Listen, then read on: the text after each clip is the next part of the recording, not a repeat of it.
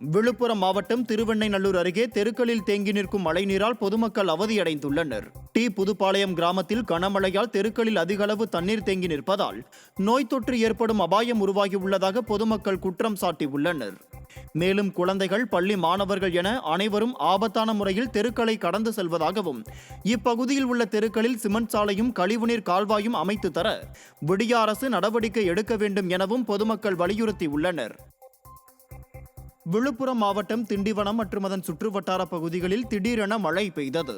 திண்டிவனம் மற்றும் அதன் சுற்றுவட்டார பகுதிகளான ஒலக்கூர், சாரம், மங்கலம், நொளம்பூர் உள்ளிட்ட பல்வேறு இடங்களில் மழை பெய்தது. வெப்பம் தணிந்து குளிர்ச்சியான சூழல் நிலவியதால் அப்பகுதி மக்கள் மற்றும் விவசாயிகள் நிம்மதியடைந்தனர். மதுரை மாவட்டம் உசிலம்பட்டி அருகே பெய்த கனமழையால் நெற்பயிர்கள் நீரில் மூழ்கி விவசாயிகள் வேதனை அடைந்துள்ளனர். விண்ணக்குடி கிராமத்தில் உடைந்த பாலத்தை சரி செய்ய கோரிக்கை விடுத்தும் நிர்வாகம் கண்டுகொள்ளாததால் பயிர்கள் சேதமடைந்து பாதிக்கப்பட்டுள்ளதாக தெரிவித்த விவசாயிகள் நெற்பயிர்களை ஆய்வு செய்து உரிய இழப்பீடு வழங்க வேண்டும் என கோரிக்கை விடுத்துள்ளனர். நெல் நட்டு இப்போ திடீர்னு 2 நாள் பெஞ்ச மழையில் இப்போ எங்கள் நெல் பூரம் பாருங்கள் தண்ணி அரிச்சு போய்க்கிருக்கு. இந்த இதுக்கு என்னமாச்சும் நீங்கள் ஒரு நிவாரணம் பண்ணி கொடுக்கணும். காலனிக்கு போகிறதுக்கு ரோடு போட்டு கொடுங்க. பாவம் அவங்களாம் ரொம்ப வயசானவங்க, சின்ன குழந்தை, இப்படி சின்ன பிள்ளைகளாம் இருக்காங்க. அவங்களுக்கு ஏதாச்சும் ஒரு ரோடு போட்டு கொடுங்க.